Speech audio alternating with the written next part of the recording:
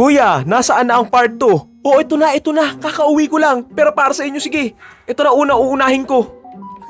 Okay, progress report tayo. Ito na nga yung signage ng Krusty Krab, yung kotseng bangka, yung basurahan, and yung CR and kalahati ng kusina.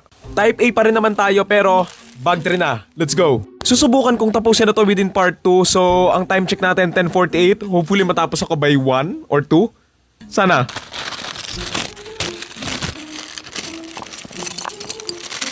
Ito na matapos ko. Let's go.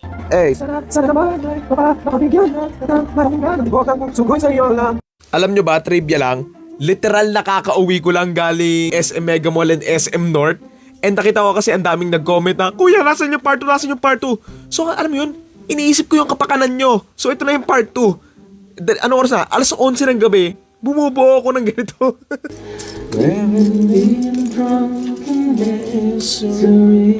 Asan na yung isang ganito? Hindi ko mahanap.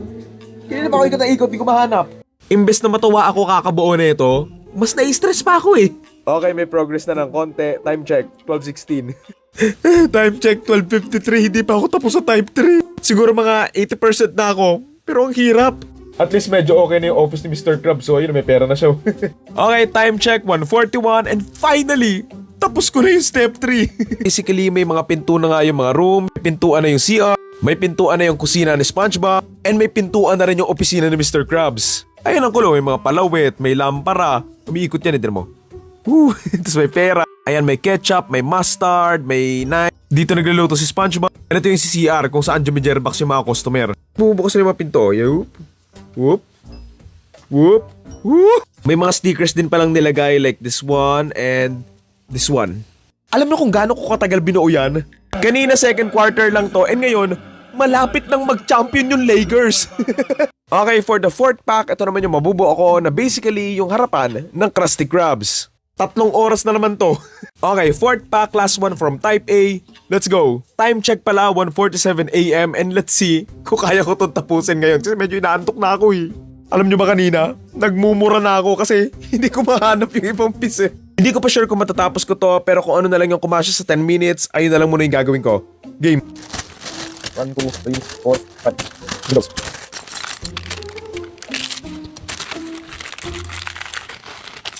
Okay, ito yung mga pieces for the fourth pack. Simulan na natin. Uy, ano to? Andito na yung mga upuan, no?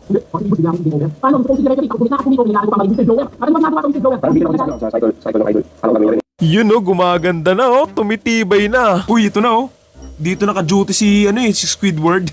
Okay, time check, 3:08 AM na. And meron ng mga lamesa yung Krusty Krabs ko.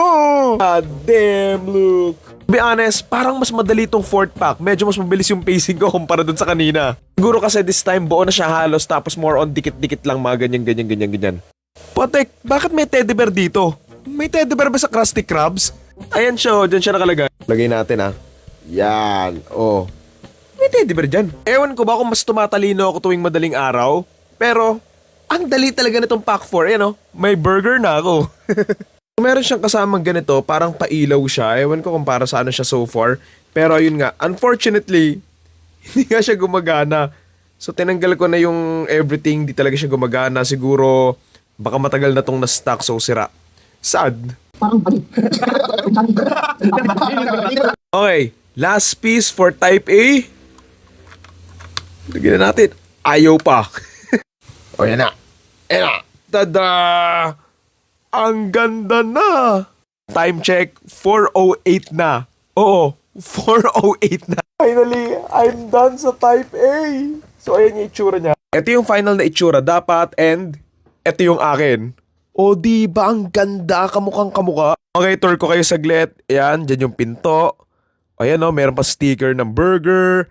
Yan nakalagay open. So, ito yung main entrance. Diyan nga yung cashier ni Squidward. May maliit na burger pa dito. May burger din dyan, may burger dito, and ayun nga yung mga menu. Yan, may arcade machine. Ito hindi ko sure kung may arcade machine ba sa Krusty Krab.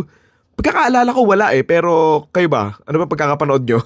So ayan, may mga ilang table din dito and mga upuan nga. Kung nagtataka kayo kung ano yung wire na yan, may ilaw kasi nga dapat yan. Kaso ayun nga, like I said kanina, hindi nga siya gumagana. Testing natin yung pinto kung bumubukas Whoop. Laayo. Ito na, bumubukas pala siya. Paloob pala siya. Ito hindi bumubukas pero ito. Nyari. Yan. Ganyan, ayan. O, diba? Pwede ka na kumain sa loob. So sa loob, itutur ko kayo ulit saglit. Ito nga again yung CR, ayan yung kubeta.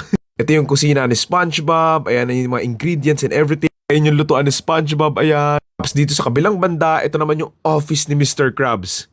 Ayun yung pera niya, may chest dito, ayun yung upuan niya. Ayan o, may dollar pa doon sa may pader. Wala lang yung iconic niyang chest na table, pero okay na rin naman. So ayan, so far, ito pa lang yung nagagawa ko for Type A and halos tapos na siya. So ito yung instruction for Type A, since tapos na ako. Akala ko tumama sa TV, kinabahan ako.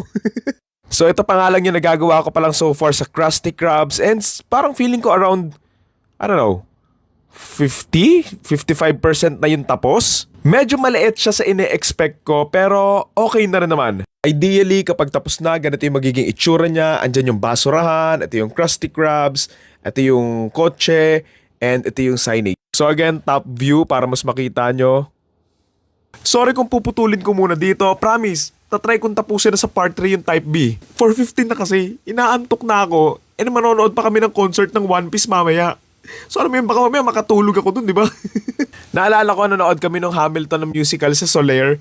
Tapos, ang mahal ng bayad doon. Tapos, nagpuyat ako. Ang nangyari, ayun, medyo nakatulog ako doon sa opening. Medyo lang naman. Mga 10 minutes ganon. So ayun lang naman, tatry ko na tong tapusin bukas or sa isang araw kasi magda-driving ako sa sunod na araw eh. So ayun, I'll do my best na matapos na to para makita na natin kung worth it ba yung 5,000 dito or hindi. Yun lang. Thank you sa panonood.